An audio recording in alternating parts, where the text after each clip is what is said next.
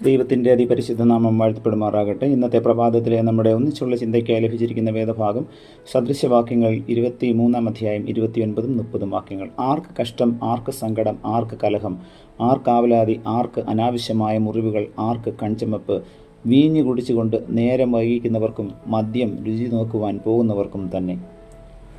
Benjamin Franklin യൗവനകാലത്ത് ഇംഗ്ലണ്ടിലെ ജോലിക്കാരനായി ഏതാനും നാളുകൾ കഴിച്ചുകൂട്ടുകയുണ്ടായി. കൂടെയുണ്ടായിരുന്ന മറ്റ് 50 ജോലിക്കാരും ഒരുപോലെ മദ്യപരായിരുന്നു. എന്നാൽ ഫ്രാങ്ക്ലിനാകട്ടെ വെറും പച്ചവെള്ളമല്ലാതെ മദ്യമൊരിക്കലും ആസ്വദിച്ചിരുന്നില്ല. അതുകൊണ്ട് കൂട്ടുകാർ അവനെ വെള്ള അമേരിക്കൻ എന്ന് വിളിച്ചിരുന്നു. ഇങ്ങനെ വെള്ളം മാത്രം കുടിക്കുന്നവന് തങ്ങളുടെ ഒപ്പം ആരോഗ്യവും ശക്തിയും ഉണ്ടായിരിക്കുകയില്ലെന്ന് കൂട്ടുകാർ കരുതി. ഒരു ദിവസം അച്ചടിക്ക് ആവശ്യമായ ഏതോ ഭാരമുള്ള സാധനങ്ങൾ തട്ടിൻ മുകളിൽ നിന്ന് താഴേക്ക് ഇറക്കിക്കൊണ്ടുവരേണ്ടിയിരുന്നു. ജോലിക്കാർ ഓരോരുത്തരും ഓരോ സാധനം 2 കൈകൊണ്ടും പൊക്കിയെടുത്തു. വളരെ ഞെരുങ്ങി അവർ താഴോട്ട് ഇറങ്ങിത്തുടങ്ങി. എന്നാൽ ഫ്രാങ്ക്ലിനാകട്ടെ തൻ്റെ ഓരോ കൈയിൽ മേൽപ്പറഞ്ഞ ഓരോ സാധനം തൂക്കിയെടുത്ത് യാതൊരു കൂസലും കൂടാതെ ഇറങ്ങുന്നത് കണ്ടപ്പോൾ അവൻ്റെ കൂട്ടുകാർ ലജ്ജിച്ചു.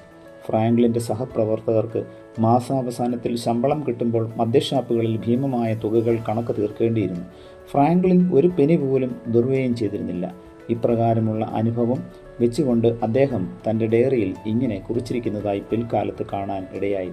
മദ്യവർജനം, അടുപ്പിൽ തീ കത്തിക്കുന്നു, മേശമേൽ ഭക്ഷണം നിരത്തുന്നു, അപ്പത്തിനുള്ള മാവ് പാത്രത്തിൽ നിറയ്ക്കുന്നു, മടിയിലെ പണസഞ്ചി വീർപ്പിക്കുന്നു, ദേശത്ത് സമൃദ്ധി ഉളവാക്കുന്നു, വീട്ടിൽ സ്വൈരത വളർത്തുന്നു, മക്കളെ ഉടുപ്പണിയിക്കുന്നു, ശരീരത്തിൽ ശക്തി വർദ്ധിപ്പിക്കുന്നു, തലച്ചോറിനെ ബുദ്ധി കൊണ്ട് വികസിപ്പിക്കുന്നു, ജീവിതത്തിൻ്റെ എല്ലാ രംഗങ്ങളിലും ചൈതന്യം പുലർത്തുന്നു. പ്രിയമുള്ളവരെ, ദൈവം നമുക്ക് നൽകിയിരിക്കുന്നതായ ജീവിതം വിശുദ്ധമായി സൂക്ഷിക്കുവാനുള്ള വലിയൊരു ആഹ്വാനമാണ് ബെഞ്ചമിൻ ഫ്രാങ്ക്ലിൻ്റെ ജീവിതത്തിൽ നിന്നും ഈ പ്രഭാത ധ്യാനത്തിലൂടെ കർത്താവ് നമുക്ക് നൽകിയിരിക്കുന്നത്.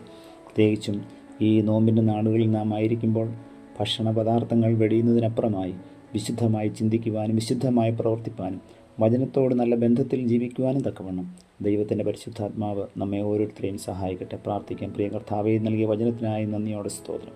ജീവിതത്തിൻ്റെ എല്ലാ രംഗങ്ങളിലും വിശുദ്ധമായി ജീവിപ്പാൻ ഞങ്ങളെ അവിടുന്ന് സഹായിക്കണമേ. വചനത്താൽ ഞങ്ങളെ ധന്യരാക്കിയതിനായി സ്തോത്രം. പുത്രൻ്റെ നാമത്തിൽ പ്രാർത്ഥന കേൾക്കണം പിതാവേ.